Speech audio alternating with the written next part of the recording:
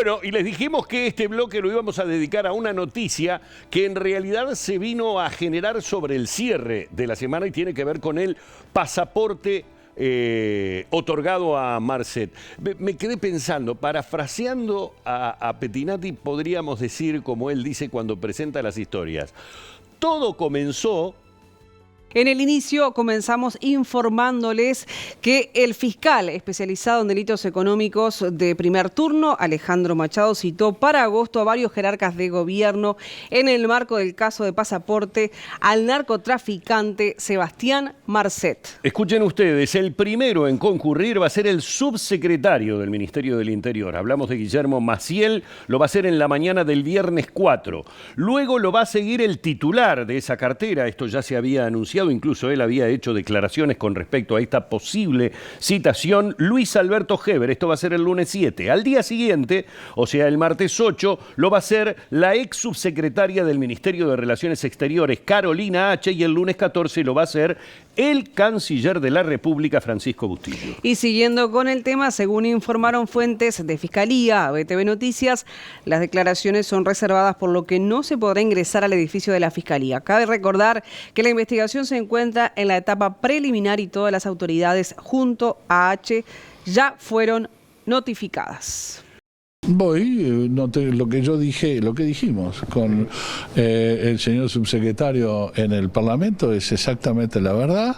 Entonces vamos a ir a contarle, hasta con la versión taquigráfica de lo que dijimos en el Parlamento. Nosotros no dijimos en otro lado otra cosa que no sea la verdad, y por lo tanto vamos a ir con la verdad, hablar con el fiscal, y creemos que en realidad no entendemos mucho por qué la citación, pero con mucho gusto vamos a ir a democráticamente y republicanamente a darle las explicaciones al fiscal del caso. Por eso les vamos a informar que el fiscal de delitos económicos, Alejandro Machado, suspendió todas las declaraciones de las autoridades de gobierno por el caso del narcotraficante Sebastián Marcet, previstas para los primeros días de agosto. Fuentes de la Fiscalía informaron a BTV Noticias que se presentó un escrito con hechos y Machado pretende que todos los imputados accedan y las analicen antes de realizar sus declaraciones. Además, han solicitado probanzas que él prefiere analizarlas y, en su caso, diligenciarlas antes de que se concurra a declarar.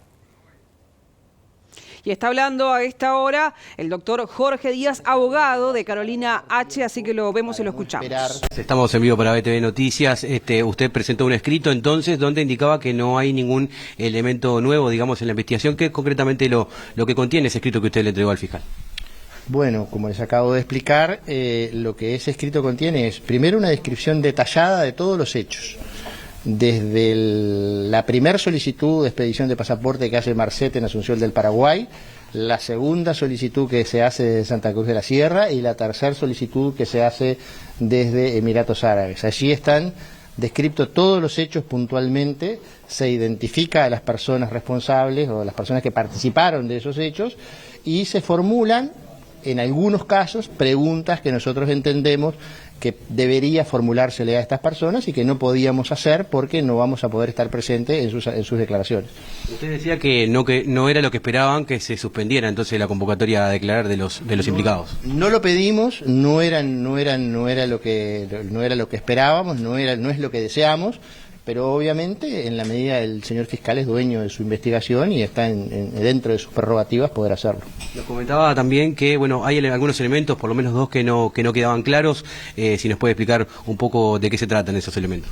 No, el elemento que a nosotros no nos queda claro, y por eso pedimos una pericia, es qué pasa con un audio de la cónsul en Emiratos Árabes en ese momento, donde ella manifiesta, no sabemos si efectivamente es así, pero manifiesta como no podía ingresar en la solicitud de pasaporte desde Emiratos Árabes porque había una solicitud previa desde Santa Cruz de la Sierra que estaba en trámite, ella manifiesta haber tomado ese trámite de Santa Cruz de la Sierra, haber modificado los datos y haberle dado ingreso. A nosotros nos llama particularmente la atención, este hecho lo puedo nombrar porque salió publicado hace unos días en el semanario Búsqueda, o sea que es público, y a nosotros nos llama poderosamente la atención. Y la pregunta es si eso se puede hacer o no, si se puede hacer en el sistema, si el sistema informático lo pide, lo habilita, y si no se hizo, si se hizo, qué consecuencias tiene desde el punto de vista administrativo, desde el punto de vista penal, y si no se puede hacer, bueno, qué fue lo que pasó. Porque por otro lado, como les decía, un colega de ustedes afirmaba la otra vez tajantemente de que eso no se podía hacer, de que ella había solicitado autorización para anular el trámite. Bueno, lo que queremos saber, y en esto hay un compromiso absoluto de la doctora H con la verdad de los hechos, queremos saber qué fue lo que pasó, nada más que eso. Como complemento de este tema, bueno, veíamos que la documentación ya fue presentada y los colegas de Montevideo Portal indican que el doctor Díaz justamente ha dado detalles de lo que es este escrito, bueno, y tiene que ver con justamente algo presentado por la defensa de la ex vicecanciller de la República, Carolina H. Sí, confieso que llama un poco la atención, pero excelente trabajo de los colegas de Montevideo Portal, que ya tienen la secuencia de hechos en la expedición del pasaporte de Enrique Marcet, donde se establecen fechas para cada uno de los episodios que se mencionan. Obviamente los colegas ponen allí absolutamente toda la información que tienen, que es extensísima, no la vamos a dar acá, pero a lo que voy es que el mismo escrito que fue presentado y motivó que se suspendieran las audiencias para que quienes van a declarar estén en conocimiento del mismo, bueno, pueden leerlo porque en la prensa ya está. A ver, hacemos un alto con esto, que no es menor, porque acá relacionamos todo lo que sucede en la semana. Ustedes vieron que la fiscal Fossati, fiscal todavía en ejercicio, pero la recuerdan cuando era la ex fiscal del caso Astesiano, volvió a hablar sobre la situación que vivió en ese caso. Incluso llegó a comentar sobre el hecho de que el cambio de fiscal le sirvió a la causa Astesiano para que dejara de haber filtraciones, como los audios de los que tanto se habló del caso Astesiano.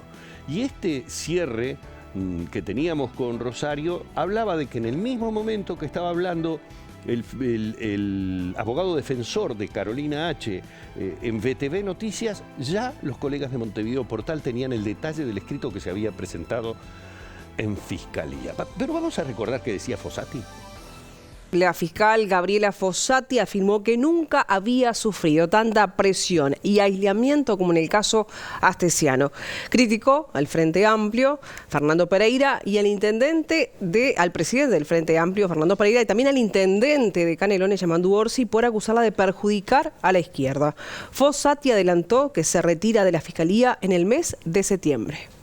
La fiscal de flagrancia, Gabriela Fossati, dijo a VTV Noticias que siempre tuvo casos difíciles, pero lo que nunca había sufrido es la presión y el aislamiento que recibió por el caso Astesiano. El presidente de un partido tan importante como el Frente Amplio me asignó trabajar para perjudicar a la izquierda. No solo él, fueron otras personas, ¿no?